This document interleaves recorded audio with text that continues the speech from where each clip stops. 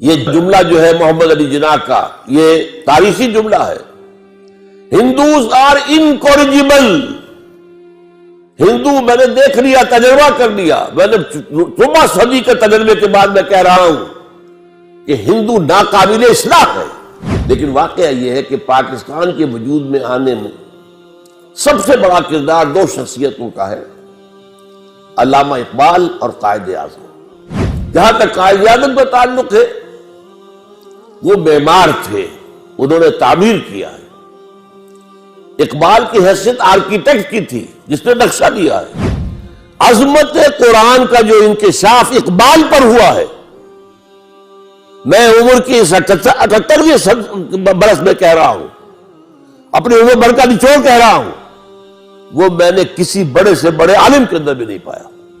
لیکن یہ شعر اس وقت معلوم ہوتا ہے کہ میرے ذہن کی سب سے نچلی سطح پہ چپک گیا کہ وہ زمانے میں معزز سے مسلمان ہو کر اور تم خار ہوئے تاریخ قرآن ہو کر۔ قرآن کے ساتھ یہ تعلق میرا اس شعر سے شروع ہوا ہے۔ یہ مسلمان خواتین محمد کی بیٹیاں ہیں صلی اللہ علیہ وسلم، لیکن اس قیمت پر ہم نے پاکستان لیا۔ کیوں لیا تھا؟ اسلام کے لیے لیا تھا، اور ہم مجرم ہیں اللہ کے۔ اور یہ جان لیجئے، اللہ جہاں رحیم ہے، غفور ہے، ستار ہے، غفار ہے، شدید الانتقام بھی ہے، شدید العقاب بھی ہے، سزا بھی بہت سخت دیتا ہے، اور بڑی بڑی سزائیں ہمیں دی گئی ہیں۔ کیا ہسپانیہ میں اسلام ختم نہیں ہوا، جہاں 800 برس حکومت کی تھی، ایک بچہ باقی نہیں رہا؟ یہ ساری سزائیں ہم پر بھی آئی ہیں۔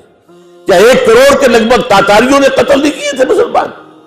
تو یہ نہ سمجھیے کہ نہیں ہوگا اور بن گیا ہے تو ہمیشہ رہے گا۔ اسلام کہاں ہے؟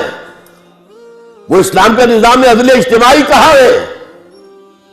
وہ اسلام کا نظام کفالت عامہ کہاں ہے؟ وہ سود اور جوئے سے پاک معیشت کہاں ہے؟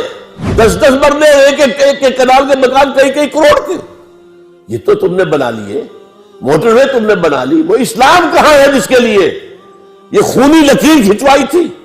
اس سے زیادہ خونی لکیر دنیا میں کوئی ہوئی ہے؟ لاکھوں آدمی مرے ہیں، ہزارہ عورتوں کی عصمت دری ہوئی ہے۔ لیکن جو ہمارے لچھن ہیں، جو ہمارے شب و روز ہیں، جو ہماری دلچسپیاں ہیں، جو ہمارا رہن سہن ہے، جو ہمارا تمدن ہے، یہ جو ابھی شعر پڑھ رہے تھے کہ تم وضع میں تم ہو نصارہ تو تمدن میں ہنود، یہ مسلمان ہیں جنہیں دیکھ کے شرمائے یہود۔ اگر ہمارے لچھن یہی رہے تو یہ پاکستان نہیں رہے گا۔ میرے نزدیک اس کا رجا و رسم ختم ہو چکا ہے۔ وائی پاکستان، آج آپ کی نوجوان نسل پوچھ رہی وائی پاکستان، یہ پاکستان کس لیے بنا؟ آپ نے جو نظریہ دیا تھا اس کا تو کہیں وجود ہی نہیں۔ تیری بربادیوں کے مشورے ہیں آسمانوں میں، وہ ایک آسمان تو وہ ہے 7 آسمان، ایک آسمان دنیا کا ہے، وہ امریکہ بہادر ہے، آج وہ آسمان ہے۔ دی سول سپریم پاور آن ارتھ، وہ تلا ہوا ہے۔